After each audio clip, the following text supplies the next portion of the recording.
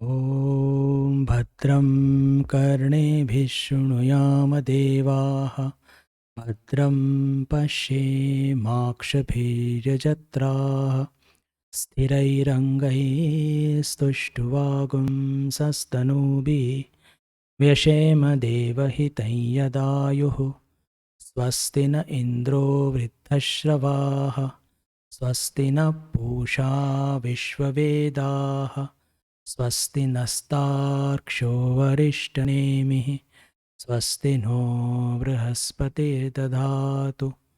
ॐ शान्तिः शान्तिः शान्तिः।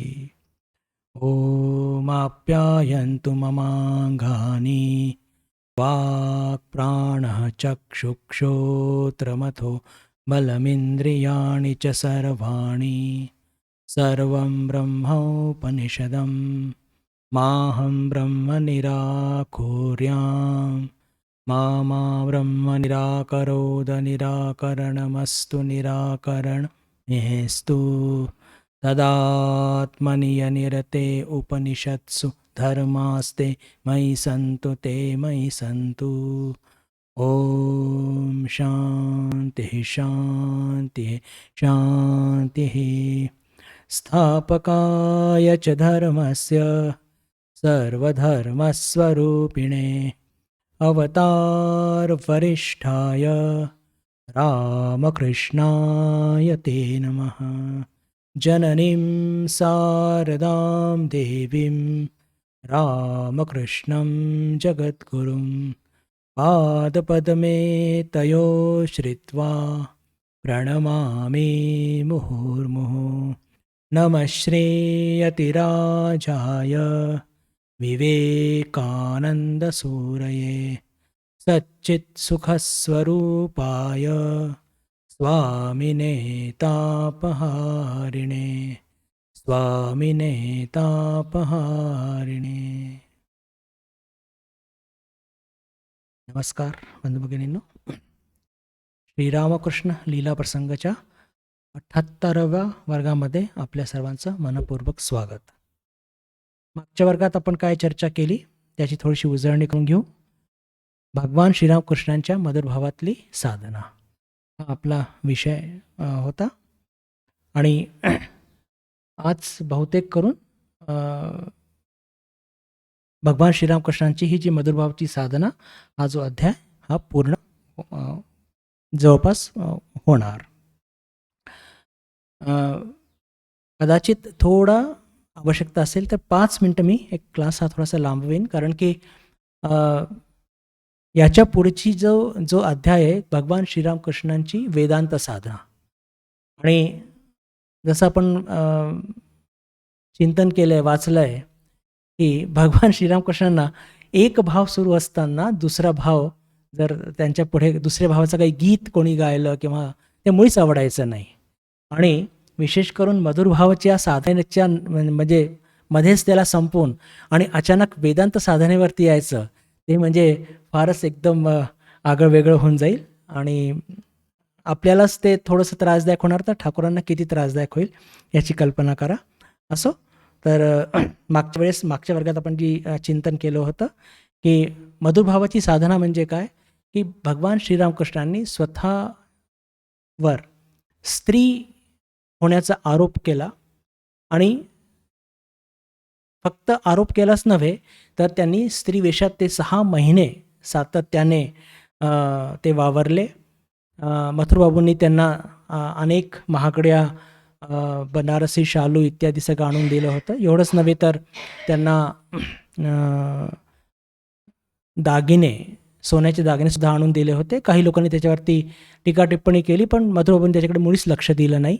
आणि विशेष करून भगवान श्रीरामकृष्णांच्या कोणत्याही भावामध्ये जे घडून जायचे ते एकदम इतक्या खोलवर घडून जायचे की तो काही त्यांचा असा पार्ट टाईम बिझनेससारखा नव्हता. सातत्याने त्या भावामध्ये बिलकुल पूर्णपणे ते घडून जायचे. मग ते रात्री झोपेत सुद्धा त्यांना हाच भाव असे की मी स्त्री आहे, इतकं ते त्यांचं तीव्र तो भावामध्ये घडून जाण्याची त्यांची शक्ती होती. आणि त्याच्यानंतर आपण जी चर्चा केली की त्या स्त्री भावाच्या वेशामध्ये ते 6 महिन्याकरता होते, तर काही दिवस ते मथुरबाबूंच्या घरी राहायला गेले होते. आणि मथुरबाबूंच्या घरी जेव्हा ते गेले, तर त्यांच्या त्या अंतःपुरामध्ये राहत असताना तिथल्या स्त्रियांना मुळीच कोणत्याही प्रकारचा संकोच बोध कधीच झाला नाही. अ, विशेष करून हे माहीत असताना की बाबा हे एक पुरुष शरीर आहे, ते ठाकूरांना बाबा म्हणायचे. आणि अ, जे त्यातून अजून एक मजेदार घटना अशी घडली की मथुरबाबू एकदा हृदयरामाला घेऊन आले होते आपल्या घरी. आणि घरी आणल्यानंतर त्यानं विचारलं की त्या स्त्रियांच्या घोळक्यामध्ये ठाकूर कोणत्या ओळखू शकतो का? तर हृदयरामसुद्धा खूप आश्चर्यचकित झाले की त्यांनी म्हटलं की इतक्या जवळून मी त्यांना इतक्या वर्षापासून बघत आहे, पण त्या अंतपुरामध्ये मी भगवान श्रीरामकृष्णांना स्त्रियांच्या वेशामध्ये ओळखू शकलो नाही. ही सगळी चर्चा मागच्या वेळेस आपण केली होती. त्याच्यानंतर त्यांच्या शरीरात आलेले म्हणजे मधुर भावेची साधना करत असताना त्यांच्या शरीरात आलेले बदल त्याचं चिंतन करत असताना की जसं त्यांना प्रथम जेव्हा भावावेश झाला होता आणि त्या प्रथम भावावेशमध्ये त्यांना शरीराचा दाह वगैरे जो काही झाला होता, ते सगळ्या गोष्टी या मधुरभावात सुद्धा झाल्या होत्या. एक गोष्ट विशेष जी घडली होती त्यांच्या या मधुरभावाच्या साधनेमध्ये की त्यांच्या पूर्ण शरीराच्या रोमकूपातून, आपले किती असंख्य रोमकूप असतात, प्रत्येक रोमकूपातून रक्त हे पडायचं आणि भयंकर वेदना त्यांना व्हायच्या. या गोष्टी महाभाव ज्यांना प्राप्त होतो त्यांच्या जीवनात बघायला मिळतं. चैतन्य महाप्रभू आणि राधाराणीच्या जीवनात या गोष्टी बघायला मिळतात. याची चर्चा आपण मागच्या वेळेस केली होती. आणि ठाकूरांच्या या अतींद्रिय प्रेमाची आणि आपण जे प्रेम समजतो याची तुलना जर केली तर थोडंसं हास्यास्पद स्थितीच होते. कारण की आपलं जे प्रेम असतं साधारण लोकांचं, ते कसं असतं की एखाद्या मुलाच्या किंवा मुलीचे खूप चांगले गुण आहेत, हुशार आहेत, संगीत येतं वगैरे वगैरे, आणि आपण त्या मुलावरती किंवा त्या छोट्याशा मुलीवरती प्रेम करतो. साधारणपणे आपण यालाच समजून बसतो की हेच अतींद्रिय प्रेम आहे. पण ही अत्यंत तोकडी भाषा आहे, परिभाषा आहे. खरं प्रेम काय असतं? तर खरं प्रेम जे असतं ते म्हणजे अतींद्रिय प्रेम, की जोपर्यंत आपला देहबोध जात नाही आणि मनातून सर्व प्रकारच्या, याला म्हणतो की दुष्ट वासना त्याचा नायनाट होत नाही, तोपर्यंत अतींद्रिय प्रेम काय आहे हे समजणं अशक्य आहे. इथपर्यंत मागच्या वेळेस थांबलो होतो आपण. आता यावेळेस राधेच्या या अतींद्रिय प्रेमाच्या संदर्भात शास्त्रात काय लिहिलं आहे हे थोडं बघूया. शास्त्रामध्ये विशेष करून गौडीय वैष्णव म्हणजे जे पश्चिम बंगालचे असतात. गौडीय हा शब्द पश्चिम बंगालच्या संदर्भात वापरला जातो. आपल्याकडे एक शब्द आपण साधारणपणे वापरत असतो, हा काय गोड बंगाल आहे. तर हा गोड बंगाल जो शब्द पण आलेला आहे हा ॲक्च्युली तो गौडीय ते गौड देश असल्यामुळे गौड, राड हे सगळे तिथल्या, जसं आपल्याकडे आपण म्हणतो विदर्भ, मराठवाडा, तसं तिकडे हे सगळं गौड आणि राड हे सगळे ते तिथले ते विशिष्ट भागाचे नाव आहेत. तर असो, तर त्यांच्या त्या गौडीय शास्त्रामध्ये असं उल्लेखित आहे की राधाच एकमात्र ही अतींद्रिय प्रेमाची खरी अनुभव घेणारी एक साधिका, आणि त्यांनी हा आदर्श स्थापित केला. याच्याकरता पूर्ण श्रेय हे राधाराणीला जात असतं. मग आपल्या मनामध्ये प्रश्न हा निर्माण होतो की राधाराणी या आदर्शाच्या स्थापित करणाऱ्या आहेत, मग चैतन्य महाप्रभू आणि ठाकूरांचं नाव का नाही? कारण की ते शास्त्र खूप आधी लिहिल्या गेलेले आहेत. जवळपास 1400च्या जवळपास चैतन्य महाप्रभूंचा जन्म झाला, पण राधाराणीचा यांचं तर जी लीला अनेक आगे झालेली होती. म्हणूनच त्या शास्त्रांमध्ये फक्त राधाराणीचाच उल्लेख आहे. आणि ते असं स्पष्टपणे उल्लेख आहेत की अतींद्रिय प्रेमाचे खरेखर ज्याला म्हणतो की एक आदर्श स्थापित करणाऱ्या तर आणि अनुभव घेणाऱ्या जर कोणी होत्या तर त्या राधाराणीच होत्या. आणि विशेष करून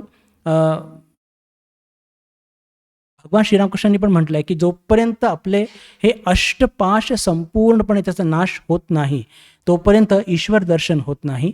आणि मनुष्याच्या किंवा अवतार नेहमी 2 स्तरावरती जगतात बघा. एक तर ज्याला म्हणतो की दिव्य स्तरावरती आणि एक मानुष्याच्या स्तरावरती. आपण नेहमी साधारण स्तरावरती जगत असतो आणि म्हणूनच आपल्याकरता ही लज्जा, घृणा, भय, शील, कुल, मान हे आपण या गोष्टीला खूप घाबरून राहत असतो. पण हे जेव्हा देहबोध विहीन होतं कोणी, म्हणजे एक साधक जसं राधाराणी देहबोध विहीन झाल्या आणि मनातून संपूर्ण दुष्ट वासनांचा नायनाट झाला आणि त्याच्यानंतर त्यांची पात्रता झाली की ते कृष्णावरती पतिरूपानं प्रेम करू शकले होते. तर त्यातून घडतं काय, त्यातून ज्या गोष्टींना घेऊन आपण संकुचित होतो, लज्जा, घृणा, भय, हे फार नैसर्गिकरित्या हे नेहमी करता निघून जात असतात, फार नैसर्गिकरित्या. आणि म्हणून म्हणजे साधारण लोक चर्चा करत असताना या अतिंद्रिय प्रेमाची फार एक संकुचित दृष्टीने बघतात. पण राधाराणीकरता हा सगळा संकोच केव्हाचाच तो निघून गेला होता. त्याच्या पुढे ज्या एक सिद्धांताची चर्चा मागच्या वेळेस पण केली होती आपण, की मन मुख एक करणं, ज्याच्यावरती भगवान श्रीरामकृष्ण सतत सतत खूप भर देत असतात.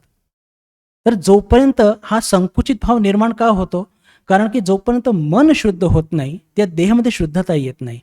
आणि साधारणपणे अवतारांचं कसं असतं, मन शुद्ध असतं, अवतारांचं मन शुद्ध असतं आणि म्हणून त्यांचं देह शुद्ध असतं. आणि आपल्या केसमध्ये म्हणजे आपली जी केस आहे फार विपरीत आहे, मन पण अशुद्ध आहे, शरीर पण अशुद्ध आहे. पण सरळ आपण जर मनाला शुद्ध करण्याकरता झेप घेतली तर फार अवघड असतं. म्हणून आधी शरीर शुद्ध करून आणि मन शुद्ध केलं पाहिजे. आणि या संदर्भात माताजींचं एक वाक्य फार स्मरणात येत आहे की जपाने काय होत असतं, जप केल्याने जे होत असतं की जप केल्याने शरीर शुद्ध होतं, माताजी असं म्हटलं आहे. पण ते ॲक्च्युली शरीर शुद्ध झालं की मनसुद्धा शुद्ध होत असतं. आणि तेव्हाच शरीर मन शुद्ध झालं की त्याच्यानंतरच आपण क्वालिफाय करतो. कशाकरता आपण क्वालिफाय करतो की पात्रता आपल्याला प्राप्त होते त्या अतिंद्रिय प्रेमाचा आस्वाद घेण्याकरता. त्याच्या पुढे जो एक फार महत्त्वाचा मुद्दा आपले लीला प्रसंगकार मांडतात आणि तो म्हणजे की चैतन्य महाप्रभूंचा आविर्भाव कशा करता झाला. हे जे मधुर प्रेमाची साधना हे साधारण लोकांना समजून देण्याकरता, हे आपण याच्या आधी चर्चा केलेली आहे. पण त्यांनी कशा प्रकारे ही साधना लोकांना समजवली किंवा त्यांच्याकडनं करून घेतली याचं चिंतन करत असताना सुरुवात करतात लीला प्रसंगकार की श्रीमती म्हणजे राधाराणी यांचं जे दिव्य प्रेम याचे गोडवे जर म्हणजे गायले असतील तर ते म्हणजे शुकदेव म्हणजे कोण की जे वेदांत पंडित आणि ज्याला म्हणतो की परमहंस अग्रणी आणि माया तनु रहित, म्हणजे त्यांना शरीरबोध नसायचाच. हा आता कल्पना करा की किती एक विरोधाभास इथे बघायला मिळतो. आपण शुकदेव म्हटलं की हे वेदांताचे एकदम प्रकांड पंडित आणि एकदम टोकावर जाऊन त्यांनी ती सगळी साधना केलेली आहे. त्यांना पण शरीरबोध नसायचा आणि राधाराणींना सुद्धा शरीरबोध नसायचा. आणि शरीरबोध नसायचा म्हणूनच तर त्यांना तो बोध असायचा की माझं सुख दुःख याचा त्यांना बोधच नसायचा. कृष्णाच्या सुखात माझं सुख आणि कृष्णाच्याच दुःखात माझं दुःख, हा त्यांचा तो भाव होता.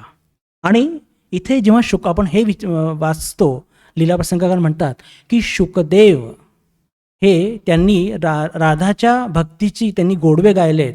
तर हे त्यांना हे कसं समजलं, कारण की ते स्वतः त्यांना शरीरबोध मुळीच नव्हता आणि राधाराणीला सुद्धा शरीरबोध नव्हता. तर त्यांच्या शरीरबोध रहितता शुकदेव हे समजू शकायचे. म्हणूनच त्यांनी अनेक प्रकारे बहुप्रकारे हे जे राधाराणीच्या भक्तिप्रेमाचे खूप त्यांनी गोडवे गायलेले आहेत. आता जो एक मुख्य मुद्दा ज्याच्यावरती आपण चर्चा करत आहोत बंधू भगिनींनो, की आचार्य चैतन्य देव यांचा आविर्भाव का झाला, तर यांचा आविर्भाव झाला मधुर प्रेमाची साधना शिकवण्याकरता.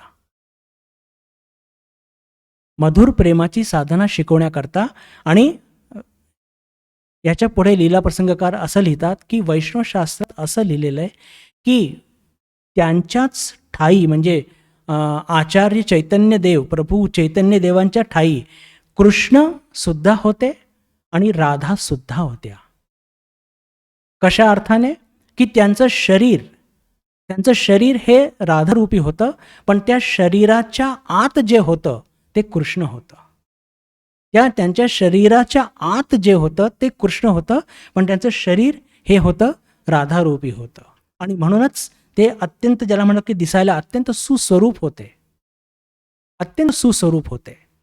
आणि हे असं लिहून की मग त्यांनी त्यांच्या शरीर जो राधेचं होतं, त्यांच्या आत कृष्ण होतं, यातून त्यांनी कसं हे मधुरभावाची साधना सांगितली.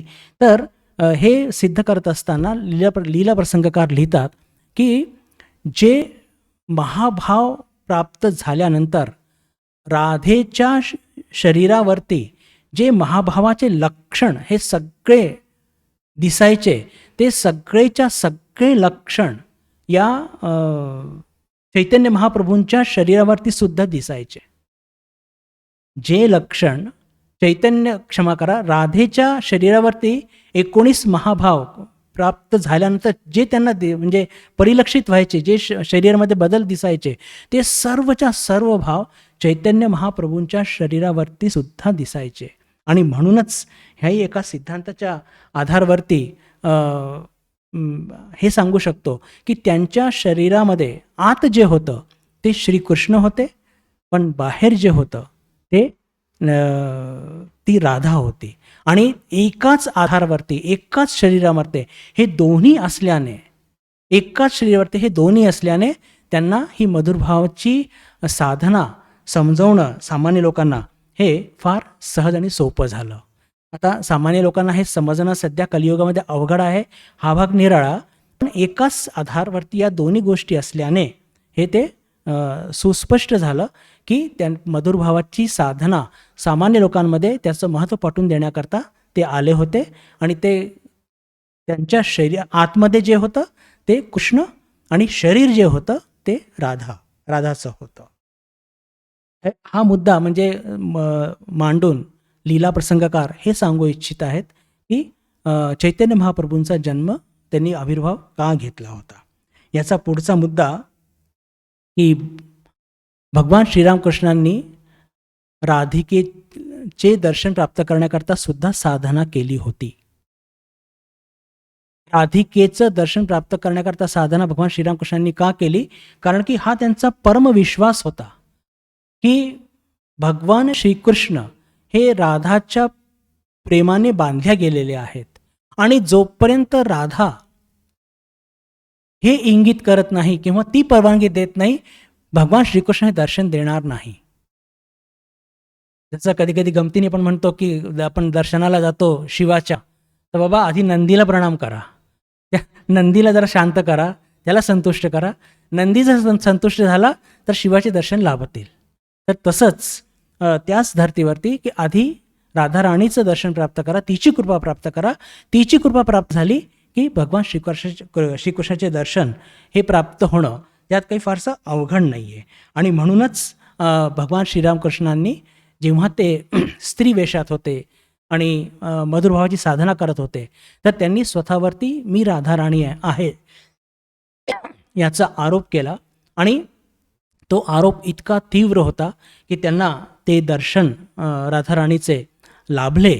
आणि जसं की प्रत्येक दर्शनामध्ये आपल्याला हे बघायला मिळतं भगवान श्रीरामकृष्णांच्या, की जेव्हा त्यांना एखाद्या मूर्तीचे दर्शन व्हायचे, म्हणजे देवताचे किंवा ईश्वरीय काही ईश्वरचे, कोणत्याही ईश्वराचे किंवा देवतेचे, तर ती मूर्ती त्यांच्या शरीरामध्ये विलीन व्हायची. या दर्शनामध्ये पण एक्झॅक्टली तसंच झालं की त्यांना राधेच्या मूर्तीचं दर्शन झालं आणि ती प्रतिमा भगवान श्रीरामकृष्णांमध्ये विलीन झाली. आणि ती म्हणजे राधा राणी या दिसायला कशा होत्या, तर याची वर्णनासुद्धा भगवान श्रीरामकृष्ण करतात. ते लिहितात, मी जसंच्या तसं आपल्या पुढे वाचू इच्छितो की श्रीकृष्णाच्या प्रेमाखातर सर्वस्व समर्पितलेल्या त्या निरुपम पवित्रोज्ज्वल रूपाचा महिमा नि माधुर्य वर्णन करणे असंभवनीय होय. श्रीमतीच्या अंगकांती नागचाफ्याच्या केसरासारखी गौरवर्णाची होती. इतका स्पष्ट उल्लेख भगवान श्रीरामकृष्ण करतात. आणि ते दर्शन झाल्यानंतर त्या जे प्रतिमेचं दर्शन होतं राधाराणीचं, आणि ते दर्शनानंतर ती प्रतिमा, ती मूर्ती भगवान श्रीरामकृष्णांच्या शरीरामध्ये ती विलीन होऊन जाते. आता राधिकेची ही साधना केल्यानंतर त्याच्यानंतर जे विशेष करून एक गोष्ट आपल्याला इथे खूप लक्षात घेतली पाहिजे की त्यांच्या शरीरामध्ये अजून बरंच काही बदल घडले होते.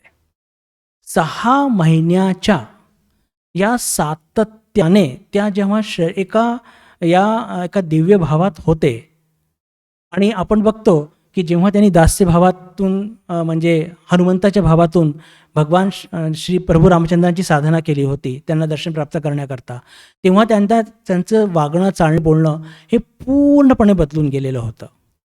मधुर भावाच्या साधनेमध्ये त्यांच्या अंगातून रक्त निघायचं याची चर्चा पण आधी केलीच. पण इथे एक गोष्ट जी अतिशय महत्त्वाची आणि ज्याच्यावरची चर्चा करणं फार आवश्यक आहे की भगवान श्रीरामकृष्णांचं शरीर जरी पुरुष होतं तर त्या 6 महिन्याच्या काळामध्ये त्यांच्या शरीरातून इतके बदल घडले, जे काही म्हणजे स्त्रियांच्या शरीरामध्ये जे बदल असतात ते सगळेच्या सगळे जसेच्या तसे भगवान श्रीरामकृष्णांच्या शरीरामध्ये परिलक्षित होत होते. याची ग्वाही स्वतः हृदयरामानी सुद्धा दिलेली आहे. याची ग्वाही स्वतः हृदयरामानी पण दिलेली आहे. का? कारण की कसं असतं की हा वेदांताचा सिद्धांत आहे बंधू भगिनींनो, की मन जसं आपलं मन असतं ना, जसं आपलं मन असतं आपलं शरीर तसं घडत असतं. आपलं प्रत्येकात सुद्धा असं घडत असतं. जसं आपलं मन असेल, मनाची जडणघडण असेल, जशी मनाची जडणघडण असेल शरीर एकदम तसंच होणार. आणि विशेष करून ह्या सगळ्या अनुभूती बघितल्यानंतर भगवान श्रीरामकृष्णांना मधुर भावाच्या या सगळ्या अनुभूती बघितल्यानंतर आणि भगवान श्रीरामकृष्णांच्या शरीरावरती सुद्धा महाभावचे सर्व लक्षण परिलक्षित होत होते. आणि वैष्णव तंत्रामध्ये निष्णात असलेल्या भैरवी ब्राह्मणी त्यांनी ते 19 सगळे लक्षण बघितले होते. एवढंच नव्हे तर वैष्णव चरण नावाचे अजून एक तिथे वैष्णव पंडित होते, वैष्णव शास्त्रामध्ये पारंगत होते. त्यांनी एक जे वाक्य म्हटलंय मी तुमच्यापुढे जसं जसं वाचू इच्छितो ते म्हणायचे की भगवान श्रीरामकृष्णांच्या ज्या सर्व आध्यात्मिक अनुभूती आहेत त्या सगळ्या वेद आणि वेदांताला सोडून पुढे निघून गेलेले आहे. पहा, हे फार मोठं वाक्य आहे बरं. म्हणजे जितक्या पण शक्य अनुभूती आहेत हे साधारणपणे आपण काय म्हणतो की वेद आणि वेदांत किंवा शास्त्रामध्ये त्याचा उल्लेख केला गेलेला आहे. पण इथे वैष्णवचरण स्वतः जे की फार मोठे निष्णात एक वैष्णवशास्त्राचे पंडित होते ते म्हणतात की भगवान श्रीरामकृष्णांच्या ठाई ज्या काही आध्यात्मिक अनुभूती त्यांना आल्या त्या सर्व अनुभूती हे वेदांताच्याही सुद्धा पलीकडे निघून गेलेल्या होत्या. आणि म्हणूनच या वैष्णवचरण यांनी सुद्धा आणि भैरवी ब्राह्मणींनी सुद्धा, भैरवी ब्राह्मणी तर त्यांच्या गुरु होत्या पण तरीसुद्धा भगवान श्रीरामकृष्णांची त्यांनी फार श्रद्धापूर्वक त्यांचं पूजन यजन असं केलं होतं. तर इथे भगवान श्रीरामकृष्णांची हे जे एक वैशिष्ट्य होतं की एक विशिष्ट भाव जेव्हा ते ग्रहण करायचे तर त्या भावाचा एकदम टोकापर्यंत जायचे, तोपर्यंत त्या भावाच्या माध्यमातून त्यांना अद्वैत भावाची चुणूक नाही मिळत. जेव्हा त्या विशिष्ट भावाच्या माध्यमातून अद्वैत भावाची जेव्हा चुणूक मिळायची तेव्हा त्या भावाचा ते पाठपुरावा थांबवायचे, अदरवाईज ते बिलकुल टोकापर्यंत ते भाव घेऊन ते जायचे. भगवान श्रीरामकृष्ण एकदा स्वतः आपल्या मुखातून त्यांनी म्हटलंय की 19 प्रकारचे भाव एका आधारी प्रकट झाले तर त्याला महाभाव म्हणतात. 19 प्रकारचे भाव जेव्हा एका आधारे स्वतःचे शरीर दाखवून म्हणतात जेव्हा प्रकट होतात तेव्हा त्याला महाभाव म्हणतात. आणि पुन्हा ते म्हणतात की शास्त्रात असं लिहिलेलं आहे, आणि एका भावाला सिद्ध करण्याकरता जन्मोजन्म लागतात. पहा, एका भावाला म्हणजे या शरीरामध्ये सिद्ध करण्याकरता अनेक जन्म लागतात, पण असे 19 भाव या शरीरामध्ये सिद्ध झालेले आहेत. म्हणजेच काय, भगवान श्रीरामकृष्ण स्वतः ग्वाही देत आहेत की त्यांना तो महाभाव प्राप्त झाला होता, आणि त्यांच्या शरीरामधले जे काही बदल घडून आले होते ते बघून वैष्णवचरण आणि भैरवी ब्राह्मणी यांनी ग्वाही दिली होती की यांना तो महाभाव प्राप्त झालेला आहे म्हणून. आता आपण चर्चा करत होतो बंधुगण की जसं आपलं मन असतं तसंच आपलं शरीर असतं. मनाचा आणि शरीराचा फार जवळचा संबंध आहे, अतिशय जवळचा संबंध आहे. आणि हेच सांगत असताना लीला प्रसंगकार जे वर्णन करतात की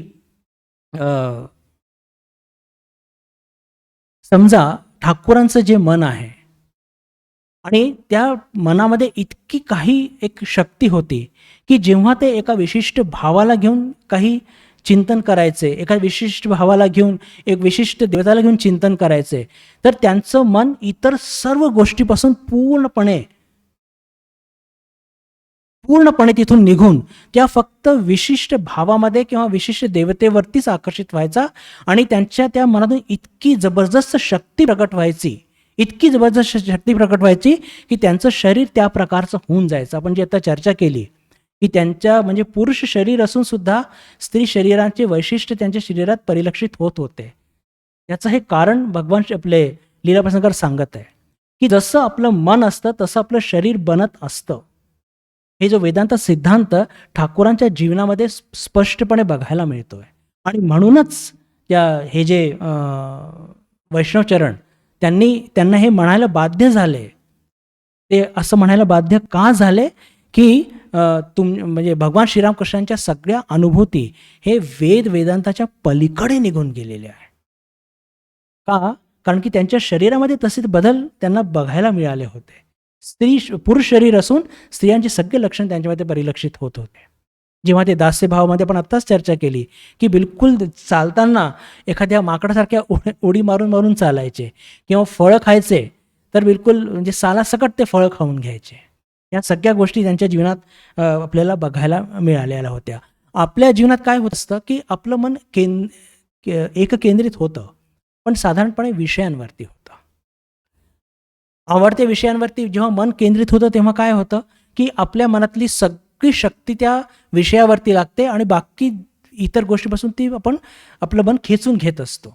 पण त्यातून निर्माण काय होत असतं, म्हणजे त्यातून आपल्या शरीरात काहीतरी विध्वंसक गोष्टीच निर्माण होतात. धनात्मक काहीच निर्माण होत नाही. का? कारण की जर ईश्वरावरती मन केंद्रित झालं तर जी एक धनात्मक शक्ती आहे, त्या धनात्मक शक्तीच्या माध्यमातून ते मन एक केंद्रित झालं, ईश्वरावर केंद्रित झालं, किंवा एखाद्या विशिष्ट चांगल्या भावावरती मन केंद्रित झालं तर कुठे म्हणजे त्या शक्तीच्या माध्यमातून, त्या शक्तीच्या प्रकटीकरणाच्या माध्यमातून त्या प्रकारचे बदल आपल्या शरीरात घडून येतील.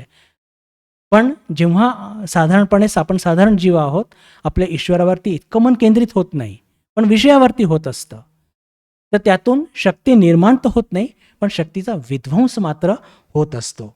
आणि या संदर्भामध्ये ठाकूरांचं एक फार महत्त्वपूर्ण एक सिद्धांत त्याची चर्चा केली तर फार बरं होईल.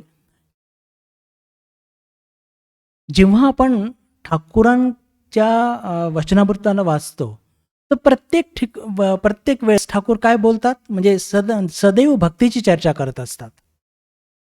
आपल्याला असं वाटतं की ते एक भक्त आहेत. आणि स्वामीजींच्या चरित्राकडे बघतो तर आपल्याला काय वाटतं, हे ज्ञानी आहेत. पण वास्तविक एकदम उलट आहे बरं. पहा, त्या सिद्धांताकडे आपण लक्ष देऊया की जसं मन असतं तसं आपलं शरीर घडत असतं. जसं आपलं मन असतं तसं आपलं शरीर घडत असतं. आता आपण बघतो की स्वामीजी इतके ज्ञानी, पण वास्तविक शास्त्र काय म्हणतं की जे भक्त असतात ते चांगले जाडजूड स्थूल असतात, आणि स्वामीजी खरंच जाडजूड स्थूल होते. आणि जर जे भक्त असतात ते जाडजूड असतात आणि जे ज्ञानी असतात ते फार शिडशिडीत असतात. ठाकूर फार शिडशिडीत होते. आता वरच्यावर बघितलं तर आपल्याला काय बघायला मिळतं की ठाकूर हे भक्त आहेत पण शिडशिडीत आहेत. उलटं कसं काय? आणि स्वामीजी ज्ञानी आहे आणि स्थूल कसे काय? तर याचं उत्तर स्वतः स्वामी विवेकानंद फार सुंदर पद्धतीने देतात. ते म्हणतात की I am a complete devotee within and a gyani without. And he was म्हणजे Shri Ramakrishna, he was a complete gyani within and a bhakt without. काय याचा अर्थ? की मी संपूर्णपणे मी भक्त आहे हृदयातून, पण नेहमी म्हणजे मी जे आवरण घेऊन राहिलो तो ज्ञानाचं आवरण घेऊन राहिलो. आणि ते म्हणजे श्रीरामकृष्ण हे आतून पूर्ण ज्ञानी होते पण आवरण घेऊन राहिले कसला? भक्ताचा. आणि म्हणूनच ठाकूर शिडशिडीत होते आणि ठाकूर आपले स्वामीजी चांगले स्थूल होते. एकदा स्वामीजींच्या ज्ञानाची प्रशंसा करताना एक भक्ताने त्यांचं खूप कौतुक केलं की स्वामीजींचं पहा ज्ञान किती आहे, असं असं सांगून त्याचं खूप कौतुक केलं. तर तेव्हा ठाकूर म्हणतात, अरे तो कसला ज्ञानी आला? ज्ञानीचे डोळे असे काय शुष्क असतात का? नरेंद्रचे डोळे कसे पाणीदार आणि कमळासारखे? तो भक्त आहे. म्हणण्याचा अर्थ काय? म्हणजे जे स्वामीजींनी म्हटलं त्याची ही पावती आहे की खरंच ठाकूर आपले स्वामीजी हे आतून भक्त होते पण बाहेरून त्यांनी नेहमीच एक ज्याला म्हणतो की ज्ञानीचा भाव घेऊन ते राहिले. आणि भगवान श्रीरामकृष्ण हे आतून ज्ञानी होते पण त्यांनी नेहमीच यात ते एक भक्ताचा भाव घेऊन राहिले.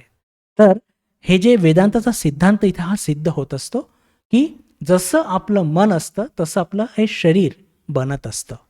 या संदर्भात लीला प्रसंगकार अजून एक फार सुंदर एक गोष्ट हे सांगतात की भगवान श्रीरामकृष्णांच्या शरीराची संरचना बघून म्हणजे विज्ञानसुद्धा त्याच्याकडे काही उत्तरं नाही आहे. का? की जेव्हा जेव्हा ज्या ज्या भावाच्या खूप खोलवर भगवान श्रीरामकृष्ण शिरलेत तेव्हा तेव्हा त्यांच्या शरीरात बदल आले. आपण त्याची आत्ताच चर्चा केली. आणि जेव्हा त्यांच्या शरीरामध्ये जे सगळे बदल आले त्याचं उत्तर जर आपण विज्ञान या म्हणजे विज्ञानाच्या दृष्टीने त्याचं उत्तर शोधायला जातो बंधू भगिनींनो त्याचं काहीही उत्तर सापडत नाही. काहीही उत्तर सापडत नाही. आणि म्हणूनच आपण असं सुद्धा म्हणू शकतो की भगवान श्रीरामकृष्णांच्या या सगळ्या अनुभूती हे विज्ञानाच्या सुद्धा पलीकडे आहेत. विज्ञानाच्या पलीकडे आहेत असं म्हणणं त्यातून इतकं समाधान नाही लाभत जितकं समाधान लाभतं वैष्णवचरांच्या त्या वाक्यातून की जेव्हा ते म्हणतात की भगवान श्रीरामकृष्णांच्या आध्यात्मिक अनुभूती या सर्वच्या सर्व हे वेदांताच्या सुद्धा पलीकडे निघून गेलेले आहे. हे खरंच एक खूप मोठं एक वाक्य आहे. भगवान श्रीरामकृष्णांच्या या मधुर भावाच्या साधनेमध्ये त्यांच्या शरीरामध्ये जे काहीही बदल आले त्याची सगळी जी वर्णना आपण आत्तापर्यंत जी केली आणि त्यातून मधुर भावाच्या साधनेच्या सगळ्यात शेवटी जर ठाकूरांना काही लाभलं असेल तर ते म्हणजे भगवान श्रीकृष्णांचं दर्शन. म्हणजे ज्या दर्शनाकरता त्यांनी इतकी सगळी उठाठोक केली, इतकं खटाटोप केले, स्वतःवरती स्त्री होण्याचा आरोप करून स्त्रीचा वेश घालून आणि सगळे दागदागिने घालून 6 महिने त्या भावात सतत ते राहिले. इथे एक फार महत्त्वाची गोष्ट ज्याची चर्चा करणं आवश्यक मला असं वाटतं बंधू भगिनींनो की आपण अनेकदा नाटक बघतो आणि त्या नाटकामध्ये जे नट असतात ते किती सुंदर पद्धतीने ते अभिनय करतात. एकच जो नट असतो तो कधी राजा बनतो, कधी चोर बनतो, कधी पोलीस अधिकारी बनतो, तर कधी काय बनतो. आणि प्रत्येक अभिनय तो इतक्या निष्णातेने करतो की आपल्याला खरंच वाटतं की हा खरंच पोलीस अधिकारी आहे, आपल्याला खरंच वाटतं की हा खरंच राजात हा झालेला आहे, आपल्याला खरंच असं सगळं वाटत असतं. पण त्याला हे आतमध्ये माहिती असतं की याच्यापैकी मी एक पण नाही. न मी राजा आहे, न मी काही पोलीस अधिकारी आहे, न मी काही चोर आहे, न मी काही मंत्री आहे. मी तर अमुक अमुक नावाचा व्यक्ती आहे, मी एक नट आहे. पहा, हा एक फरक असतो भाव सिद्ध करण्यामध्ये आणि हे जे साधारण नट असतात त्यांच्यामध्ये. ही काही तुलना करण्याची तशी काही आवश्यकता नाही आहे, पण साधारणपणे आपण खूप प्रभावित होत असतो या सगळ्या लोकांकडून, या नटांकडून. म्हणून मी हा मुद्दाम हा अंतर आपल्यापुढे मांडू इच्छितो की जेव्हा भगवान श्रीरामकृष्ण कोणत्या एका भावात गळून जायचे, तर तेव्हा 24 तास आणि जितक्या काळ त्यांनी ती साधना केली असती, त्या विशिष्ट साधनेमध्ये ते इतके निमग्न होऊन जायचे की दिवस असो की रात्री उठल्यानंतर समजा त्यांना कोणी उठवलं किंवा रात्री ते समजा काही उठून त्यांना पाणी प्यायचं असेल, तरी त्यावेळेस त्यांचा तोच बोध असायचा की मी स्त्री आहे. चुकून त्यांच्याकडून असं कोणत्याही गोष्टी व्हायच्या नाही. कोणाशी समजा भेटत असताना, समजा एखाद्या स्त्रीशी भेटत असताना तो स्त्री भाव आहे आणि पुरुषाशी भेटत असताना पुरुष भाव आहे, असं त्यांचं नाही व्हायचं. तो एक भाव जो त्यांनी धरून ठेवलेला आहे तो इतका प्रबळपणे धरलेला असतो की काही केल्या तो भाव त्यांचा ढळत नसतो. आणि हेच भगवान श्रीरामकृष्णांच्या ह्या विशेष करून मधुर भावाच्या साधनेचं फार मोठं यांचं वैशिष्ट्य आहे. त्यांच्या जीवनातला अजून एक महत्त्वपूर्ण विचार त्यांच्या मनात आला होता. तो लीला प्रसंगकारणी इथे फार त्याला महत्त्व देऊन मांडलेलं आहे. आपण आता चर्चा केली की भगवान श्रीरामकृष्ण जवळपास 6 महिने ते स्त्री वेशामध्ये किंवा गोपींच्या वेशात किंवा गोपींच्या भावात ते होते. गोपींच्या भावात ते आले त्यांच्या साधना काळामध्ये, पण त्यांच्या जीवनामध्ये एकदा असा एक प्रसंग निर्माण झाला होता साधना करण्याच्या आधी, जेव्हा त्यांना हे कळलं की अत्यंत पवित्र भावनेने सगळ्या गोपींनी कृष्ण पतिरूपात मिळावा, त्याच्याकरता त्यांनी आपलं शरीर बोध सोडलं, सगळ्या प्रकारच्या वासनांचा नायनाट केला आणि त्यातून त्यांनी कृष्णाला पतिरूपात प्राप्त केलं.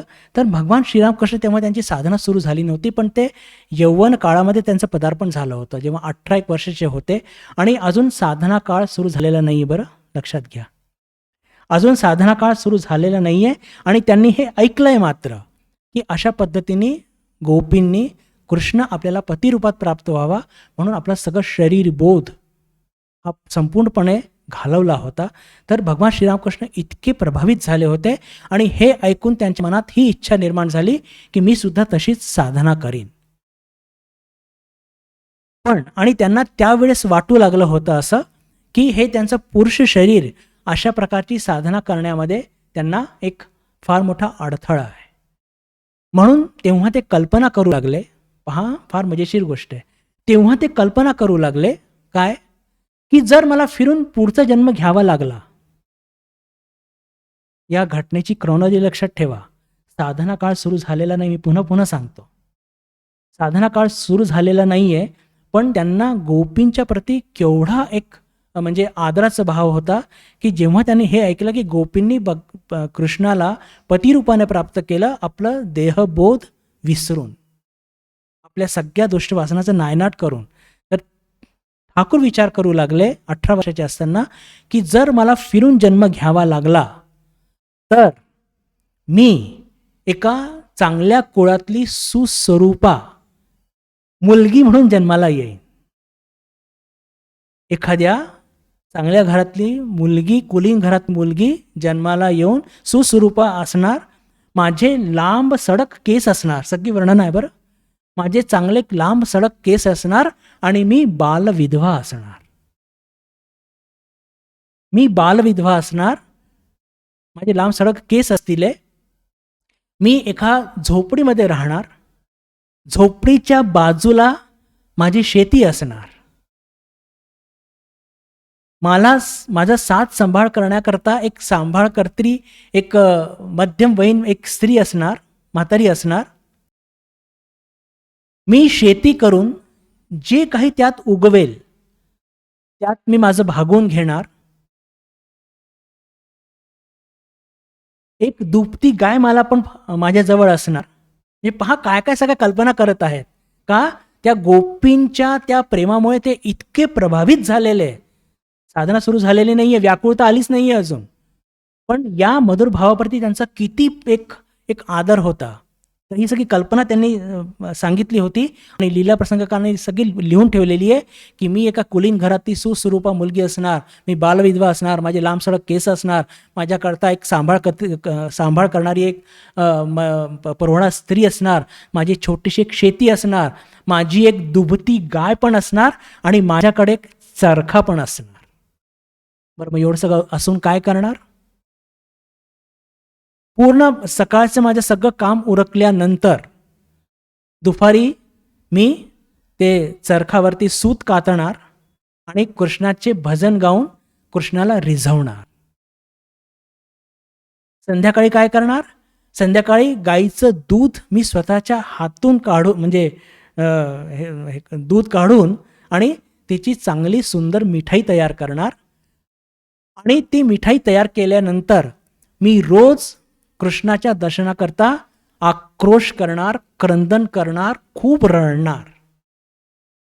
आणि जेव्हा स्वतः भगवान श्रीकृष्ण एका गुराखाच्या वेशात मला भेटायला येतील तेव्हा मी त्यांना ती मिठाई देणार आणि सगळ्यांच्या अपरोक्ष, म्हणजे सगळ्यांच्या देखत तो गुराखी मुलगा मला रोज भेटायला येणार, माझ्या हातची मिठाई खाणार, मला भक्तीपर उपदेश देणार आणि अशा प्रकारे मी सुद्धा जसं गोपींनी त्या कृष्णाला प्राप्त केलं तसं मी सुद्धा कृष्णाला प्राप्त करीन. अशी ही संकल्पना, ही कल्पना भगवान श्रीरामकृष्णांची होती जेव्हा त्यांची साधना सुद्धा सुरू झाली नव्हती. म्हणजे मधुर भावाच्या प्रती त्यांचं जे एक विशिष्ट जो एक ज्याला म्हणतो की त्यांचा एक आदर भाव होता तो या म्हणजे त्यांच्या कल्पनेतून हे आपल्याला लक्षात येतं. आणि तो या मधुर भावाच्या एकदम शेवटी लीला प्रसंगकारांनी तो मांडलेला आहे. शेवटचा एक मुद्दा जे लीला प्रसंगकारांनी मांडला आहे आणि विशेष करून की भगवान श्रीकृष्णांचे दर्शन हे ठाकूरांना लाभले होते. तर त्याची वर्णना करताना लीला प्रसंगकार लिहितात की जेव्हा भगवान श्रीरामकृष्णांनी स्वतःवरती गोपींचा आरोप केला आणि जेव्हा खूप ते आक्रोश करू लागले, कृष्ण दर्शन देत नाही, त्यांच्या सगळ्या ज्याला म्हणतो की संपूर्ण शरीर रोमकूपातून रक्त येऊ लागलं, सगळ्या अंगाचा दाह होऊ लागला, तेव्हा जसे इतर दर्शन त्यांना घडले होते तसेच भगवान श्रीकृष्णाचे दर्शनसुद्धा त्यांना घडले.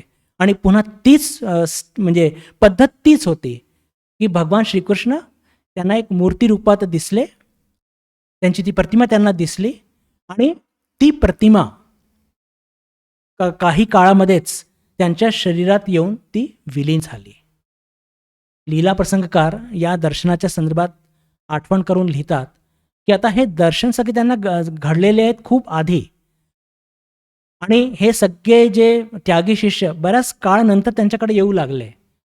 एक दिवशी झालं असं की भगवान श्रीरामकृष्ण एक कोणतं तरी जंगली फूल तोडून त्यांनी आणलं आणि इतक्या उत्साहाने सगळ्यांना दाखवू लागले, बिलकुल असाच होता, बिलकुल असाच होता, बिलकुल असाच होता. या लोकांना काही कळूच ना की असं का म्हणतात आहे. तर ते सांगू लागले की त्या काळी म्हणजे मधुर भावाच्या साधनेमध्ये जेव्हा श्रीकृष्णाचं दर्शन झालं होतं, भगवान श्रीकृष्णांच्या अंगाची कांती बिलकुल या फुलासारखी होती. बऱ्याच गोष्टी अशा असतात की आपण ते तोंडाने सांगू शकत नाही. आता आपण हिरवा रंग सांगितला, हिरव्याचे किती शेड असू शकतात, पण त्यावेळेस म्हणजे ती म्हणजे श्रीकृष्णाचे दर्शन खूप आधी झालेले आहेत आणि हे लोक तर बऱ्याच नंतर आलेले आहेत. तर तो कोणतं तरी एक जंगली फूल त्यांना दिसला आणि ते दाखवत इतक्या आनंदाने सगळ्यांना दाखवत, ते जो कोणी उपलब्ध होते त्यावेळेस, की बिलकुल याच रंगाची कांती श्रीकृष्णाची होती असं सांगून त्या सगळ्यांना ते सांगू लागले.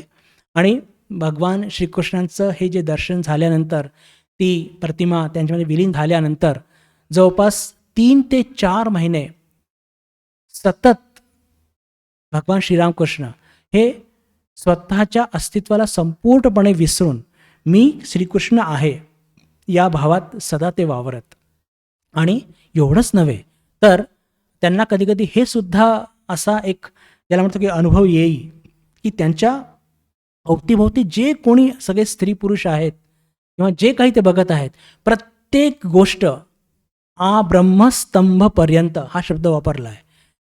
ब्रह्मस्तंभपर्यंत जे काही त्यांना दिसत आहे ते सगळं इतर काही नाही तर भगवान फक्त श्रीकृष्ण श्रीकृष्ण श्रीकृष्णच आहे. ब्रह्मस्तंभपर्यंत याचा अर्थ काय की जगातल्या सगळ्यात जास्त प्रगटीकरण ईश्वर शक्तीचं काय तर ब्रह्म आहे. आणि स्तंभ म्हणजे की एक गवताचा कण, एक तृण. तर बिलकुल ज्याला म्हणतो की गवताच्या एका तृणापासून तर ब्रह्मतत्वापर्यंत सगळं काही, दुसरं काही नसून फक्त ज्याला म्हणतो की कृष्णच आहे, कृष्णच आहे आणि कृष्णच आहे. या जवळपास भगवान श्रीकृष्णाच्या अस्तित्वाचा आस्वाद भगवान श्रीरामकृष्णांनी जवळपास 3 ते 4 महिने घेतला असं लीला प्रसंगकार सांगतात. आणि ते या काळाचा मोजमाप कसं करू शकले, कारण की मधुरभावाची साधना संपली, दर्शन घडले, त्याच्यानंतर 3-4 महिने झाले आणि त्याच्यानंतर तोतापुरींचं आगमन झालं. त्यातून त्यांनी हा अंदाज घेतला की जवळपास 4 महिने भगवान श्रीकृष्णाच्या दर्शनानंतर ते या भावामध्येच स्थिर होते. शेवटचं अजून त्यांना एक जे दर्शन झालं आणि जे फारच महत्त्वपूर्ण ते म्हणजे की भागवत भक्त आणि भगवान एक. आपण वचनामृतमध्ये वाचतो, ठाकूर म्हणतात भागवत म्हणजेच शास्त्र, भागवत भक्त म्हणजे आपण सर्वे, आणि भगवान म्हणजे ईश्वर, हे एकच. आणि हे दर्शन कसं घडलं तर स्वतः भगवान श्रीरामकृष्ण आपल्या स्वतःच्या त्या अनुभूती सांगतात. लीला प्रसंगकारनी त्याची नोंद इथे घेतलेली आहे. त्याच्यामध्ये ते लिहितात की एकदा मधुरभावाची साधना त्यांची सुरू असताना ते विष्णू मंदिराच्या समोर उभे होते आणि तिथे भागवत कथा, एक पंडित भागवत कथाचं पाठ करत होते. आणि नेमकं असं घडलं की भगवान श्रीरामकृष्ण हे समाधीस्थ झाले. आणि समाधीस्थ झाले आणि त्यांच्या पुढे भगवान श्रीकृष्णांची सुंदर प्रतिमा ती खेळू लागली. आणि ते काय बघतात ते की त्या सुंदर प्रतिमेतून एक दिव्य प्रकाश असा तरंगत येत आहे त्यांच्या चरणातून. आणि तो दिव्य प्रकाश त्यांच्या चरणातून येत आहे आणि जे पंडित भागवत वाचत आहे त्या शास्त्रा म्हणजे त्या पुस्तकाला स्पर्श करत आहे आणि तोच दिव्य प्रकाश पुढे येऊन भगवान श्रीरामकृष्णांच्या हृदयामध्ये जाऊन समाविष्ट होत आहे. हे बिलकुल स्पष्ट बघितलं. आणि त्याच्यानंतर त्यांना म्हणजे हे स्ट्राईक झालं काय की कदाचित हे मला म्हणजे भगवान श्रीकृष्ण सांगू इच्छित आहेत की भागवत भक्त आणि भगवान या 3 गोष्टी वेगळ्या नाही, ह्या एकच आहे. 3 एक आणि 1 3 असे ठाकूर म्हणायचे की भागवत भक्त आणि भगवान हे एक. आणि हे जे एक म्हणजे ईश्वर हे काय झालेलं आहे, हेच भागवत झालेलं आहे, हेच भक्त झालेलं आहे आणि हेच भगवान आहे. अशी त्यांची ती अनुभूती त्यांना त्यावेळेस झाली होती. तर बंधू भगिनींनो, इथे हा मधुर भाव, भगवान श्रीरामकृष्णांची मधुर भावाची साधना हा त्यांचा शेवटचा अनुभव होता, भागवत भक्त आणि भगवान. इथे भगवान श्रीरामकृष्णांची मधुर भावाची साधना इथे पूर्ण होत आहे. याच्या पुढे त्यांची जी साधना सुरू होणार ती वेदांताची साधना, म्हणजेच 4 महिने उलटल्यानंतर त्यांनी भगवान श्रीकृष्णाच्या लीलेचा भरपूर आस्वाद घेतला 4 महिने. आणि मग तिथे तोतापुरीजी आले आणि मग भगवान श्रीरामकृष्ण स्वतः हे वेदांत साधनेकरता ते प्रवृत्त झाले. तर म्हणजे एकतर हे जे मधुर भावाच्या साधनेचा सार याला पण आपण भरपूर वेळ घेतला. आणि त्याच्यानंतर त्यांची ही मधुर भावाची साधना ही त्यांनी आपण त्याच्यामध्ये पण जवळपास एक 7 की 8 वर्ग आपण त्याच्यावरती घेतले. आणि इथे ही साधना त्यांची ती म्हणजे मधुर भावाची साधना पूर्ण होत आहे. पुढच्या बुधवारपासून आपण भगवान श्रीरामकृष्णांची वेदांत साधना याच्यावरती चर्चा करण्याचा प्रयत्न करूया. अजून जवळपास 7 मिनटं बाकी आहे. पण जसं मी आधी सांगितलं की मधुर भावाच्या साधनेनंतर अचानक ते बिलकुल ब्रह्मसत्य जगत मिथ्या वगैरे आणि ते काय म्हणतात त्याला षडसंपत्ती वगैरे शम दम तितिक्षा उपरती श्रद्धा समाधान आणि ते सगळ्या गोष्टी इतक्या सुंदर या एक भाव तयार झालेला आहे. त्यातून एकदम या जगाला मिथ्या म्हणून सोडणं ते म्हणजे काय बिलकुल भावविरुद्ध होईल. म्हणून आज आपण इथेच थांबूया आणि पुढच्या बुधवारपासून आपण भगवान श्रीरामकृष्णांची वेदांत साधना ही त्याच्यावरती चर्चा करण्याचा प्रयत्न करूया. ओम शांती शांती शांती. हरि ओम तत्सत. श्रीरामकृष्णार्पणमस्तु.